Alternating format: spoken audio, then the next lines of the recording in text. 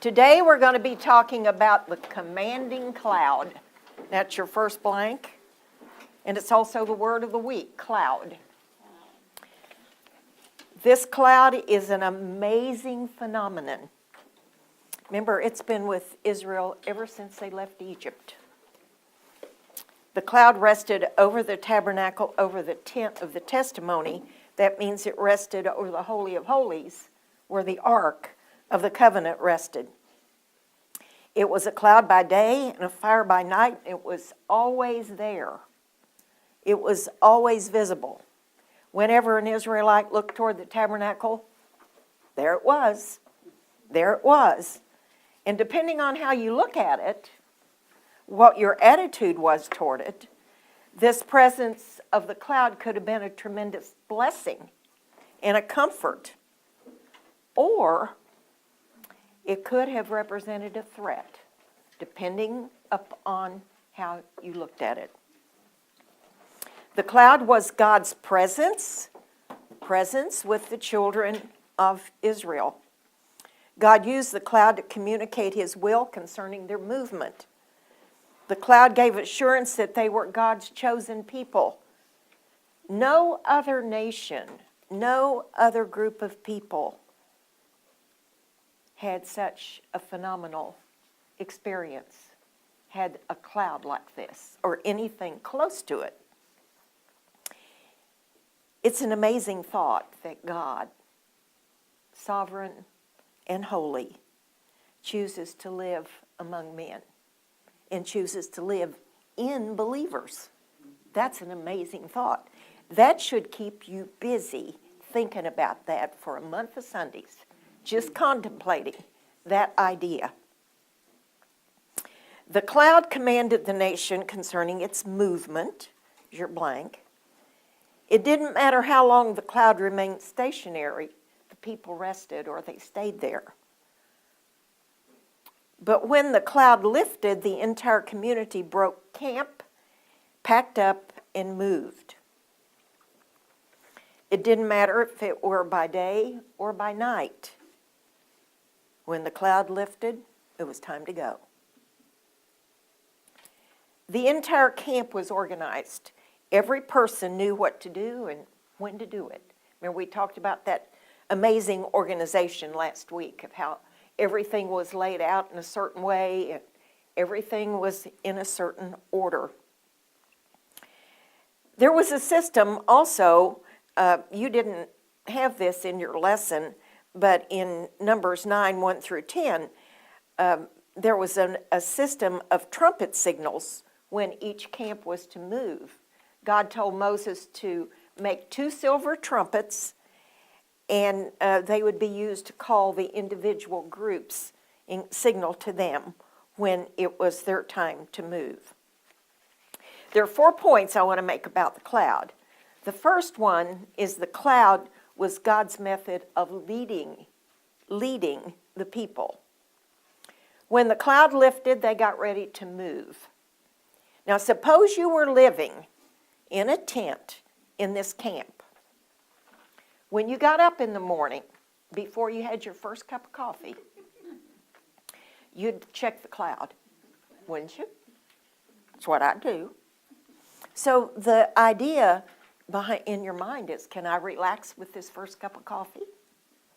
Or do I have to rouse the family up, get everybody going, get packed up to go? See, I need to check the cloud first so I'll know how my day is going to go. Can I leisurely collect manna today? Because that was something else they had to do in the morning. Or do I need to go out there and pick it up real quick so I don't hold anything up?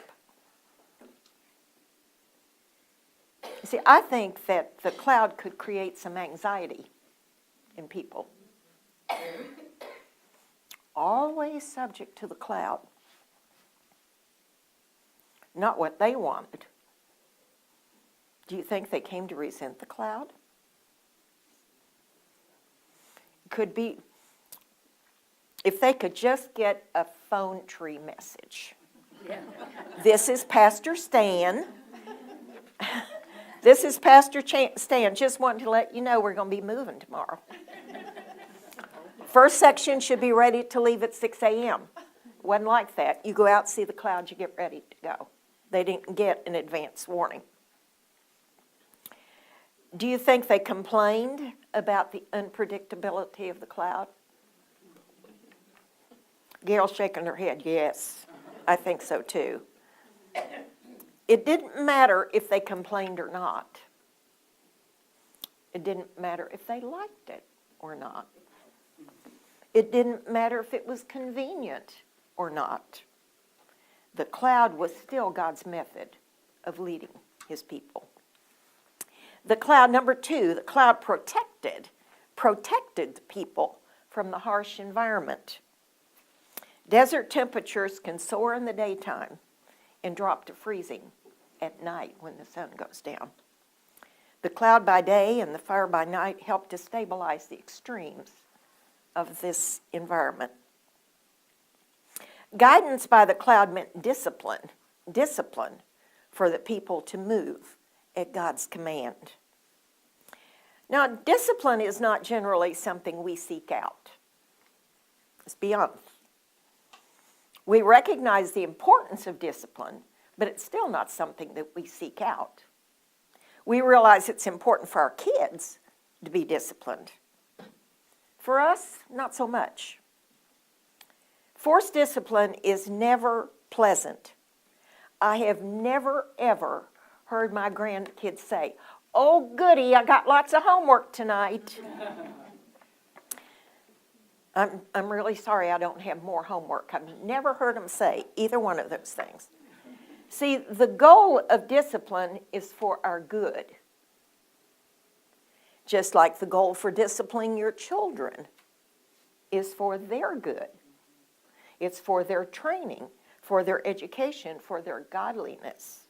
Hebrews 12:11 says, "Now no chastening or no discipline for the present seemeth to be joyous, but grievous. Nevertheless, afterwards it yielded the peaceful fruit of righteousness unto them that are exercised thereby."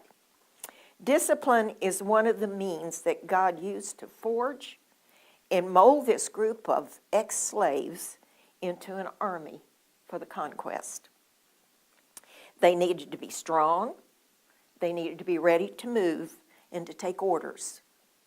They must have a soldier mentality, not thinking only of personal convenience, but to be concerned for the good of all. So God had a discipline in mind with this cloud. Number 4, the cloud gave assurance of Israel reaching its goal. The land that God promised was a good land, flowing with milk and honey. It was a bountiful and a beautiful land. If God was guiding, no matter how hard the journey, Israel could be assured that they would arrive. This cloud of God's presence was their only hope of successfully completing the journey to the promised land. So this cloud was commanding, but it was important. Now, on the back of the very back sheet, looks like something like this. This is the procession. This is how they moved, the order. It's on the very last sheet. Just turn your whole lesson thing over to the end. When the signal came to march, the first thing in line was the ark. Now, this varies a little bit from what you studied last week, but this is the official lineup, we'll say, how they marched. The ark was prepared, notice the poles on it, that was carried on the shoulders, with those poles on the shoulders of the Levites, the Kohathites actually. The ark is prepared for the travel by Aaron and sons with a covering of the veil. This is described in Numbers 4. Badger skins, and then was spread over with a blue cloth. So as it traveled, you never saw what's pictured here. It was always covered. And then Moses and Aaron and their families came next. Then the camp of Judah, which included the tribes of Judah, Issachar, and Zebulun. Then the Gershonites and the Merarites, remember we talked about those last week. Those were the families of Levites. They were Levites bearing the tabernacle. That included all the boards, poles, connectors, curtains, drapes, doors. All the coverings were carried by those two families of Levites. And so they were the next contingent. Then came the camp of Reuben, which included Simeon and Gad. Then following Reuben's camp came the Kohathites, all the rest of the Kohathites, who would bear the articles of the sanctuary. That would include the altar, the laver, the candlestick, the incense altar, the table of showbread, all the tools, all the censers, everything that was involved in the worship sacrifice and all the business that went on in the tabernacle was carried by the Kohathites. I thought this was kind of interesting. The ark would arrive whenever they got where they were going. Whenever the cloud rested, the ark would be there first. Then the camp of Judah. Then the Gershonites, who would immediately, now I'm thinking, I don't find this in the Bible, but Moses and Aaron are in the front. They're going to visually lay out the camp wherever they stop, because they got to stop in a pretty big place, right? Can't be in a narrow valley. It's got to be a pretty big place. So they're going to set up where the tabernacle goes, because it goes in the middle of the settlement. So then the guys carrying all the connectors and all the curtains and everything going to come in, set it up. The ark goes in. Then by the time the people, they get there with all the articles, the tabernacle could be set up, ready to receive them. I thought this was kind of interesting to think of how it was organized that way. Then the camp of Ephraim, Manasseh and Benjamin are in that camp as well. In the camp of Dan with Asher and Naphtali. Those are the children of Israel. Then the mixed multitude, the hangers-on, those who were there but were not part of them. They were with them but not part of them. Okay, that's how they went. Every time they moved, that's how they went. Interesting. And so well organized. God is a God of order. Okay, now our next section, we're going to talk about complaints against God. The people complain about the hardships. And God quickly judged the people with fire on the outskirts of the camp. And somebody asked yesterday, why just the outskirts? I don't know. God's God. He can do it any way he wants. The people knew that they had displeased God, and they cried to Moses. And Moses prayed, and the fire was quenched. The next thing that happens is some more complaining, instigated by the mixed multitude. These, of course, were the non-Jews that we just mentioned. They had witnessed the plagues. They had seen the power of God there and how he parted the Red Sea and sustained the people. They also drank the water and ate the manna every day. And yet they never really joined in. They were on the fringes, you might say. They were with Israel, but not in Israel. They began to remember the good old days. How many of you realize the good old days when we were there were not so good? We complained about them then too. But now looking back, they seem better than they were then. They remembered the vegetables that added flavor and texture to their diet. They remember fruit, the melon, garlic, onions, leeks. I do think onions and garlic add a lot to food myself. But they forgot the hardships of forced labor, of slavery. They complained about the monotony of manna. They dreamed of fish. They had tried manna in every way imaginable. They pounded it, made flour, they ground it, made flour of it. They pounded it, made it into a paste. They baked it in pans. They made everything you can think of from manna. They were probably about as creative as Donna is with stuff. How she can make stuff out of, she just does stuff like that. They were bored with what God had provided. Basic underlying discontentment with food is the tool that Satan used to entice Eve. Think about that. To try the one fruit that God had forbidden. They had unlimited variety in the garden. God said you can eat from all this delicious food except this one tree. And that was the leverage that Satan used to tempt Eve. This was rebellion against God and his provisions. Adam and Eve were expelled from the garden and from under God's protection, umbrella of protection over them.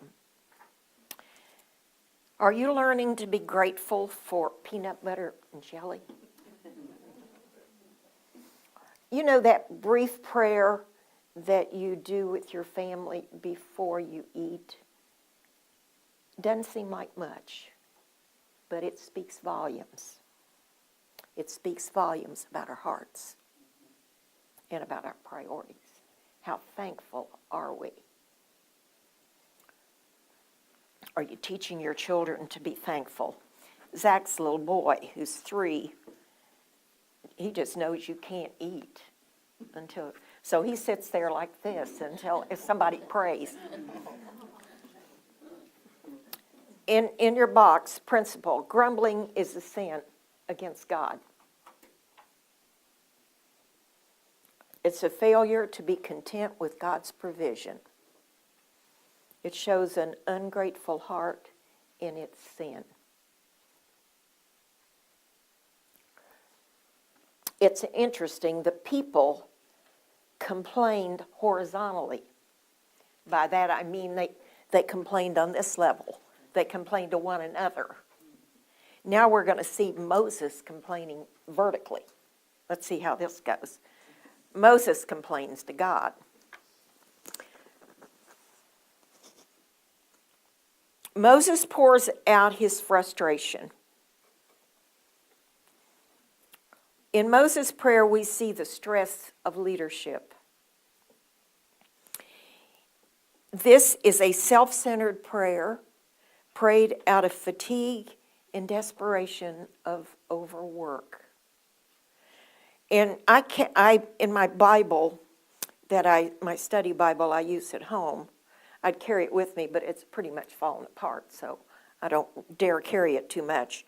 But I underlined all the I's and me and my in that prayer, and I counted 15 or 16 usages of the personal pronoun I in this prayer. I think we could say that Moses is having a meltdown. He's having a meltdown. In this prayer, he is venting his emotions. It's not pretty. It's not flowery, but it's oh so human. He talks everything over with God, even his frustrations. He's complaining about the situation. Look at his questions. He said, "Why have you afflicted me? What have I done to displease you that you'd put all these people on me? That you have burdened me with these people? Did I conceive this people? Did I give birth to them? Why do you tell me I have to carry them in my arms like an infant into the land? Where am I going to get meat for them? This is too much for me Just let me die. Get me out of my misery. This is a self-centered prayer, no question about it. It's not a word of thanks, not a word of praise. It's all about me. I think it could be safe to say that Moses is having a bit of a pity party here. Now, 3 observations I want to make about this prayer. Think about how it could be different if Moses had begun by focusing on God and who he is first. Think about what he had done for Israel. Think about God's leadership. Think about the promises he's made to Israel. Thank him for his deliverance and for his care, his constant presence with them, his daily provision for them. How could this prayer have been different if first it would have taken his focus in a different direction if he had begun with thanksgiving for God? It would have taken his attention off himself, placed it on God. He would have had a new focus, and his faith would have grown as he remembered all that God had done and promised all that God had promised to do. And since he had been faithful in the past, now can't I trust him with the future? It would have lifted his faith in God. Now, I know God wants us to come to him with everything, even when we're wallowing in the mud of our existence. He loves us. He invites us to tell him everything. And he will deal with us gently when we're hurting. And even when we just grumble out loud to God, God is still gracious. And prayer is always appropriate. Always the appropriate thing to do. Even when you're having a pity party. But I think you can turn that pity party into something different, where it can be a thing where you can grow from it. But God deals gently with his tired servant. When we're bowed low with cares, in 1 Peter it says, casting all your care upon him because he cares for you.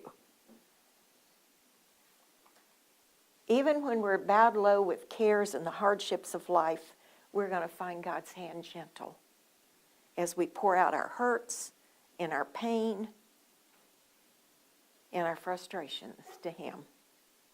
Moses' prayer was self-focused, but it was not bitter, nor was it rebellious. And God knew his heart. And God does not condemn him. He answered Moses' prayer for relief. First, he gave him personal relief. He asked Moses to appoint a group of 70 advisors and helpers from the elders and the officers of Israel. This, a group or a council to advise and help him. Many believe that this was the beginning of the Sanhedrin, which was a council of 70 that was ruling, a Jewish ruling body in the New Testament. And then God would satisfy the people's craving for meat. He promised to send quail into the camp for a month.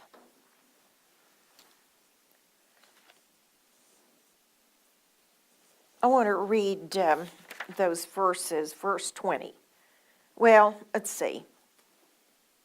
Read, beginning in the middle of verse 18. Therefore the Lord will give you flesh, and you shall eat. And you shall not eat 1 day, nor 2 days, neither 10 days, nor 20 days, but even a month, until it come out of your nostrils. And it be loathsome unto you, because ye have despised the Lord which is among you, and have wept before him, saying, why came we forth out of Egypt? And in your blue box there, he says, You have despised the Lord. That states the basic issue of any complaint against God. If God is sovereign, and He is, He controls everything in our lives.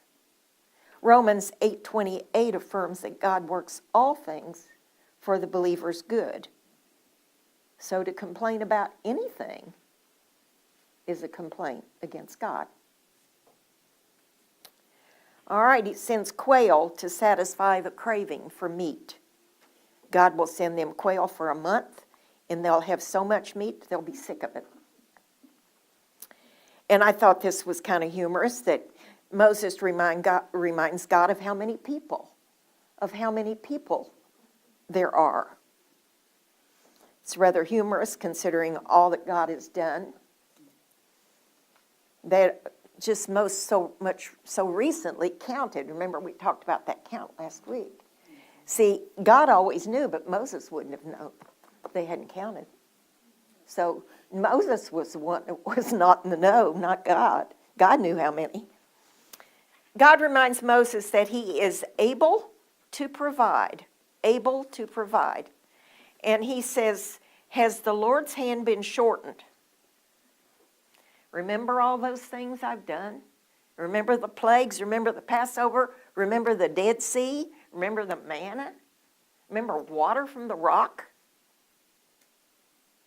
The Lord has not changed. His hand has not been shortened.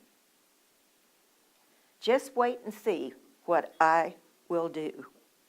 The last part of verse 23 there says, thou shalt see now whether my word shall come to pass unto thee or not. Well, God sent quail into the camp. And I thought this was real interesting because it says that the quail covered the land a day's walk in this direction and a day's walk in that direction. And it was 2 cubits deep. How many of you know what a cubit is? It's about 17 and a half inches. Originally, it was this part of a man's arm that they measured a cubit. But that's kind of depends on how big the man is, right? But anyway, it's around 17 and a half to 18 inches. So that means that it was a yard. If you took a yardstick and held it out here, that's how deep the quail were. From a day's walk this way to a day's walk that way. So many quail were blown in that's how it was. God judged them even as they were eating the meat. And he sent a great plague of unspecified nature into the camp, killing the flesh eaters as they were eating it. I thought that was kind of you might say, zapped them in mid-bite. I don't know. In your blue box there, Psalm 106 is written about Israel's journey. Verses 14 and 15 refer to the portion that we've studied just this week. And I printed it in red there. But lusted exceedingly in the wilderness and tempted God in their desert. And He gave them their request, but sent leanness to their souls. You know, God may answer believers in the same way today.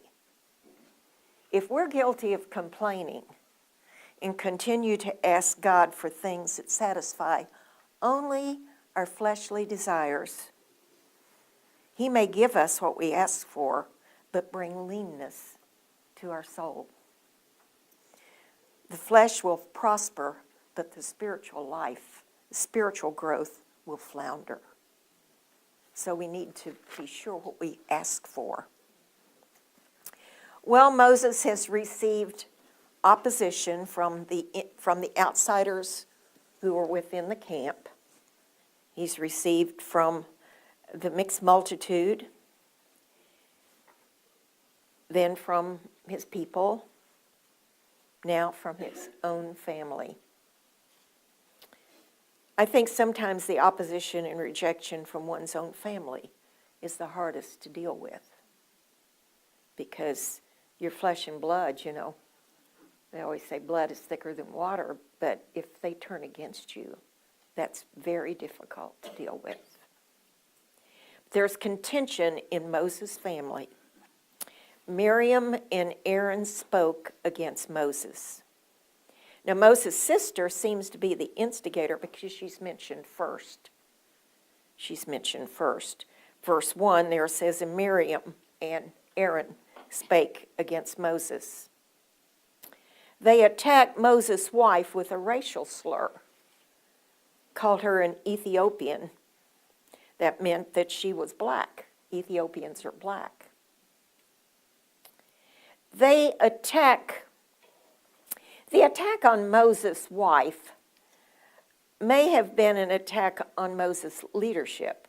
One of the leaders yesterday in leaders' meeting mentioned this, implying that he should be disqualified as a leader because he had a black wife.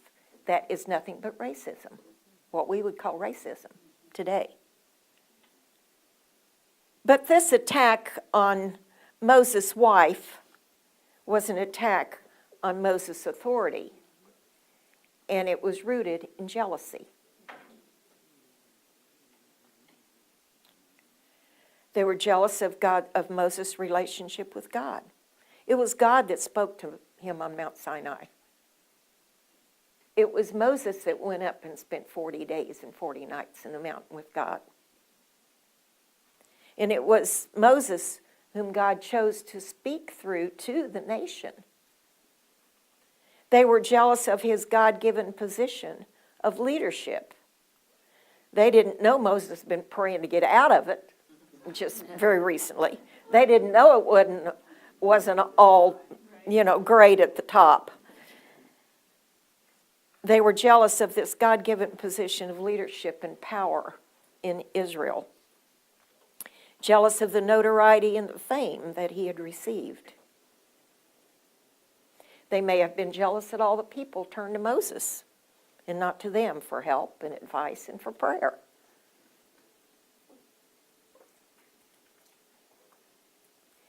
And they said, verse 2 says, and they said, hath the Lord indeed spoken only by Moses? Hath he not spoken also by us? And the Lord heard it. You don't get anything by the Lord. Now, I put a blue box here. I'll just talk about this for a minute. The identity of Moses' wife here is unclear. It seems that this is a different wife than Zipporah, who was a Midianite. If this is a different wife, then the question comes up, what happened to Zipporah? That Moses would marry, or would marry another wife. Or did he marry a second wife? That wasn't unheard of in those days. Jacob had 4. Other men of God, had more than one wife. Did Zipporah return to Midian with her family and live there? And I came across this verse in chapter 10 I put Exodus there, but I think that's Numbers. Should be Numbers 10, where Moses invited his brother-in-law, Hobab, who would be Zipporah's brother, to go with them to the promised land, but Hobab declined, choosing to return to his own people. So that's just one little blurb in that verse, and I thought, well, could it be that she went back with him? I don't know. We can't answer these questions. It could be that the racial slur, because of her skin, that her skin was darker than the skin of the average Israelite. Actually, this is a side issue. And although it's interesting to speculate about, the identity of the wife is not the main thing here. The attack on Moses' wife was a smokescreen used by Miriam and Aaron to attack Moses' authority and power with God. But Moses did remain silent. He remained silent and did not defend himself or his wife. God called him the meekest man on earth. Verse 3 said, "Now the man Moses was very meek above all the men which were upon the face of the earth." The meekest man in the earth. Now, in the blue box there, sometimes we don't understand what meekness is. I'm not sure I fully understand it. But meek is not weak. Meekness has been defined as God's man yoked to God in humility. Moses had a great deal of reasons to resent this affront to his leadership. He could have pointed out, hey, God called me out of the burning bush. He could have gone down the whole list of how God had brought him to this point in leadership, but he didn't. This was done in a cruel way at a stressful time in Moses' life. Moses had been dealing with complaining people, with God's judgment, or in various places around the camp, with reorganization, and on it goes. Now this. Meekness is allowing God to defend you, to defend your reputation and your name and your honor. Now, we pointed out previously how Moses had always been ready to defend God's honor in God's name, but there's no attempt to defend himself. You know, we're more apt to defend ourselves, and it doesn't matter what people say about God, but we stand up more for ourselves. God confronts Miriam and Aaron, and what he tells them reveals his sovereignty. He tells them that God will choose. God will choose whom he will use to speak for him. God is in charge.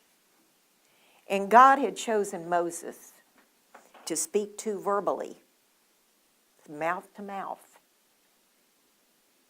to reveal himself personally. And your long blank is there, why were you not afraid to speak against God's man? Why were you not afraid to speak against God's man? I'm going to say it several times. Why were you not afraid to speak against God's man? Everybody got it? In the scriptures it said, wherefore were ye not afraid to speak against my servant Moses? Why were you not afraid to speak against God's man? God was angry with them. The cloud departed from over the three of them, and Miriam was left with leprosy. Now, we are prone to criticize people that God has placed over us, even our pastors. God spoke personally to Moses, but God has ordained and set apart our pastors to study the Word and to speak for him.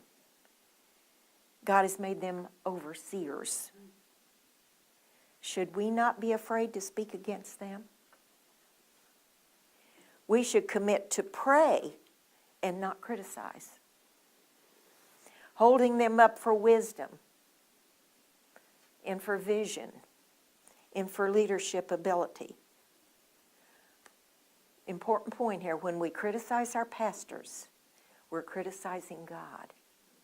We're saying that God doesn't know who best to choose to be a pastor, to be our leader. Well, Miriam's leprosy evidently was in the advanced stages of the disease. The scripture said it was white as snow, as one dead of whom the flesh is half consumed.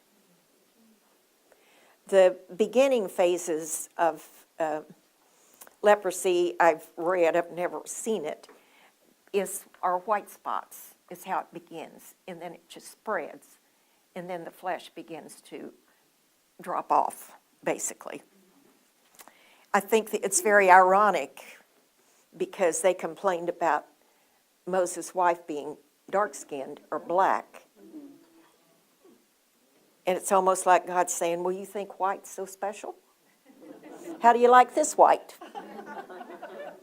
That's just my sarcasm coming out. I'm sorry. God's judgment is harsh. God gave Miriam whiteness unto death. Aaron confessed to Moses. He recognized their actions were sinful. He realized the foolishness of their action, and he asked for forgiveness.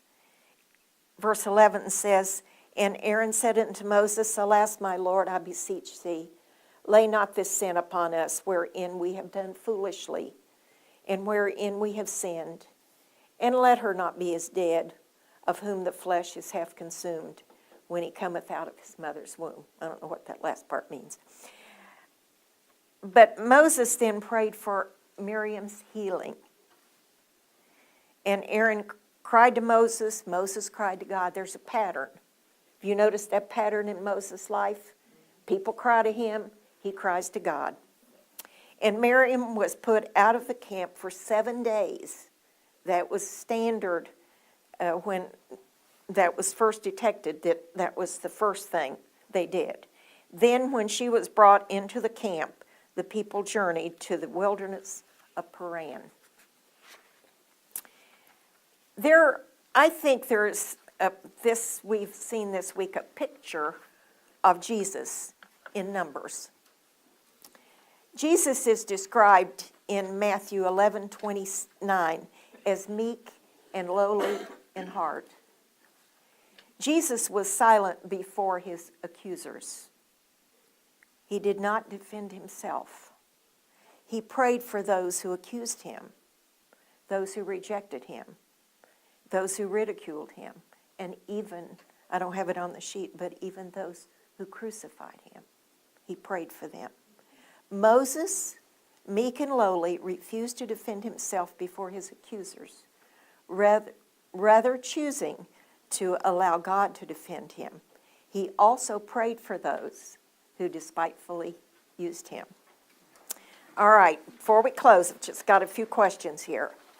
Why do we complain? Why do we complain?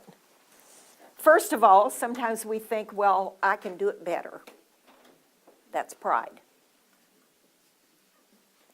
Sometimes we say, I deserve more. That's greed. Sometimes we say, why does she have it better than me? That's coveting. I don't understand what God is doing. That's laziness. Get in the Word. You'll better understand. I don't want to change. That's stiff-necked. I don't like it.